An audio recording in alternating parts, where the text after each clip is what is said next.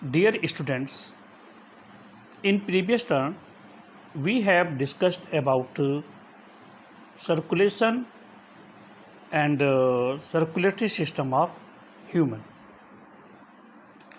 तो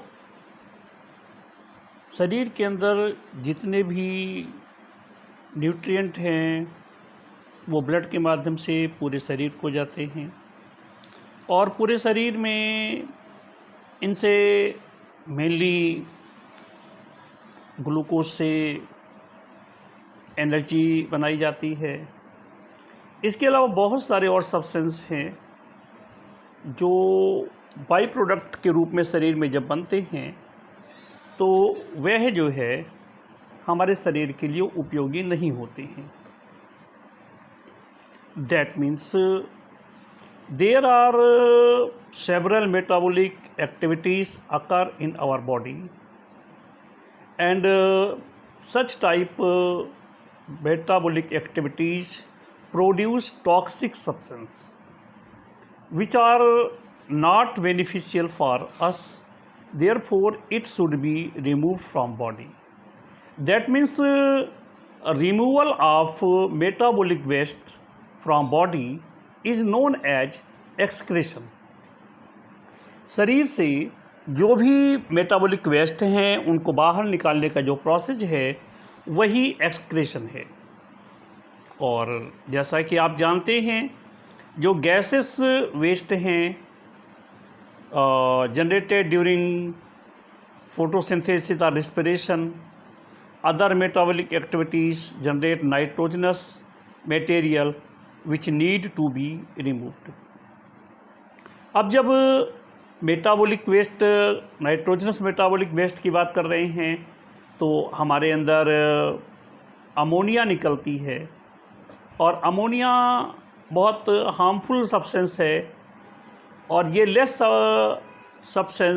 harmful substance urea में convert होती है और इस यूरिया को आप यूरिन के रूप में शरीर से बाहर निकालते हैं।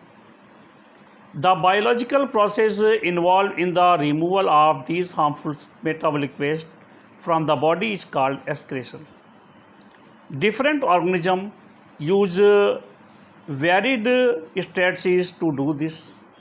Unicellular organism जैसे हैं अपने शरीर से जो वेस्ट निकालते हैं वो सिंपल डिफ्यूजन प्रोसेस द्वारा निकालते हैं।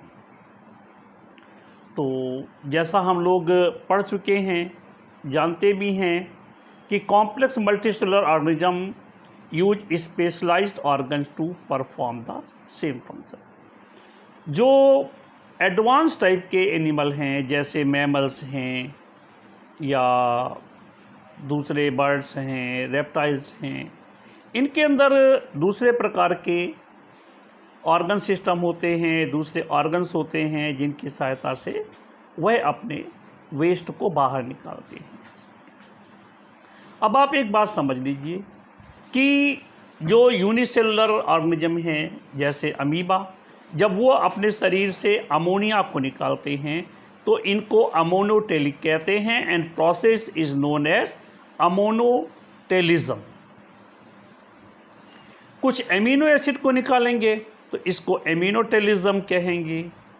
जैसे बर्ड्स हैं या रेप्टाइल्स हैं वो यूरिक एसिड्स को रिमूव करते हैं तो those are known as uricotelic and process is uricotelism. Human की बात करें तो ह्यूमन में यूरिया के रूप में एक्सक्रेटरी वेस्ट बाहर निकलते हैं तो यू कैन से कि this is the process by which human and mammals excrete their material known as ureotelism and the organism known as uricotelic. तो ह्यूमन के अंदर जो है एक पर्टिकुलर ऑर्गन सिस्टम होता है जिससे कि वह एक्सक्रेटरी वेस्ट को बाहर निकालते हैं। Now the time you are seeing the excretory system in human, there is left renal arteries. अब ये जो लेफ्ट रेनल आर्टरीज है, लेफ्ट किडनी मतलब यहाँ पर आप देख रहे हैं कि 2 किडनी हैं और एक लेफ्ट रेनल वेन है। इस लेफ्ट रेनल वेन के द्वारा जो ब्लू कलर की दिख रही है आपको, इससे जो इम्प्योर ब्लड है जिसमें इम्प्योरिटीज़ मिली हुई हैं वो किडनी के अंदर जाती हैं और वहाँ पर इसका फिल्ट्रेशन होता है और रेनल आर्टरीज के द्वारा ये आयोटा में फिर आती हैं। इसके अलावा जो एक्सक्रीटरी वेस्ट हैं यूरिन के रूप में, वो आप देख पा रहे हैं कि यूरेटर के फॉर्म में मिलती है। एक लेफ्ट यूरेटर है और एक राइट यूरेटर है और इस यूरेटर से, जैसा आप देख रहे हैं, ये यूरेटर जो है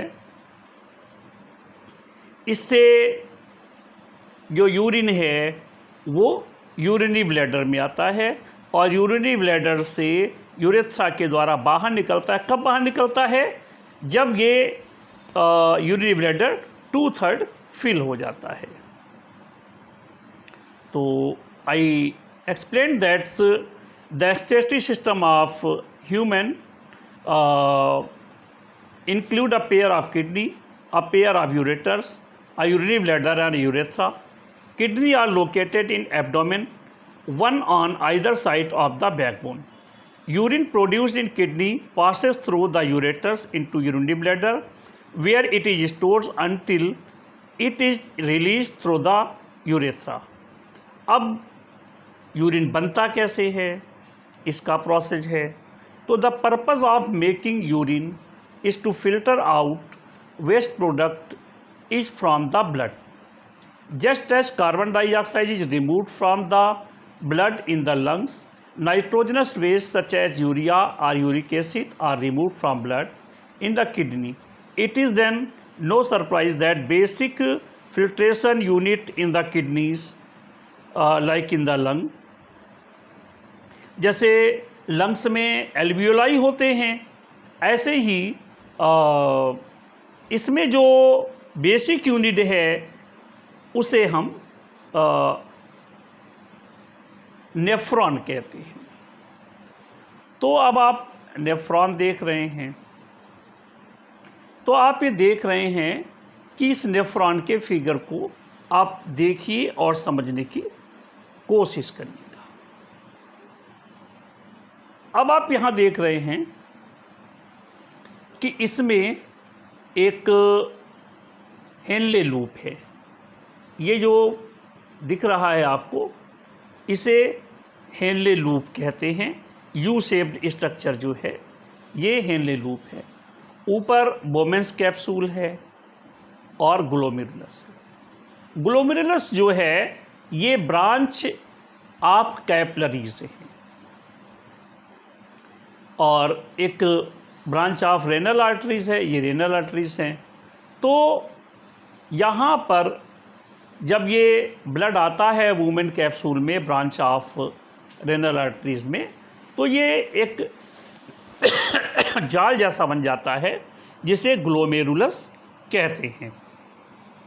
और यहीं पर ग्लोमेरुलस मतलब जितना ब्लड आता है उतना निकल नहीं पाता है, क्योंकि जो एक आर्टरीज है वो थोड़ी सी सकरी है, दूसरी चौड़ी है।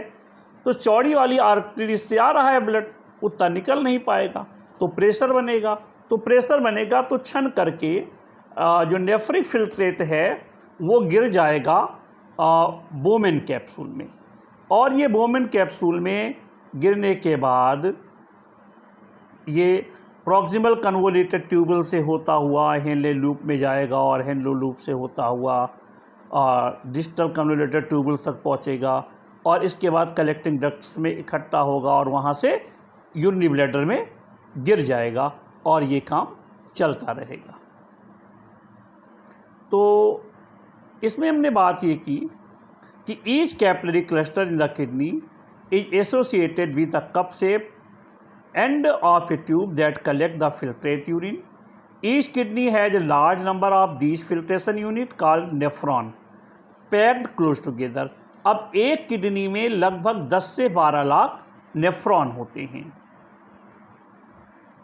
और Some substances in the initial filtrate such as glucose, amino acid, salt and a major amount of water are selectively reabsorbed. मतलब पहले फिल्ट्रेशन होगा और फिर जो लाभदायक पदार्थ हैं, बेनिफिशियल पदार्थ हैं, वो रीअब्जॉर्ब किए जाएंगे। इसके बाद जो है selective reabsorbed as the urine flow along the tube. The amount of water reabsorbed depend on how much excess water there is in the body and on how much of dissolved waste there is to be excreted. The urine forming in each kidney eventually enter a long tube, जिसे ureter कहते हैं, which connect the kidney with the urinary bladder. Urine is stored in the urinary bladder until the pressure of the expanded bladder lead to the urge to pass it out through the urethra. The bladder is muscular, so it is under nervous control as we have discussed elsewhere. बाद में कभी तुम बात कर लेंगे इस पर कि ये मस्कुलर होता है, जो नर्वस कंट्रोल में होता है, हमारे दिमाग में जो क्षेत्र होता है वो इस बात को बताता है कि हमें कब यूरिन डिस्चार्ज करना चाहिए। इस प्रकार से we can usually control the urge to urinate, कि हमें कब यूरिन को डिस्चार्ज करना है, इस हम कंट्रोल करना जान पाते हैं। तो आज हम लोगों ने इतनी बात की। तो आपको ये दोनों फिगर बनाने हैं कॉपी पर और प्रोसेस ऑफ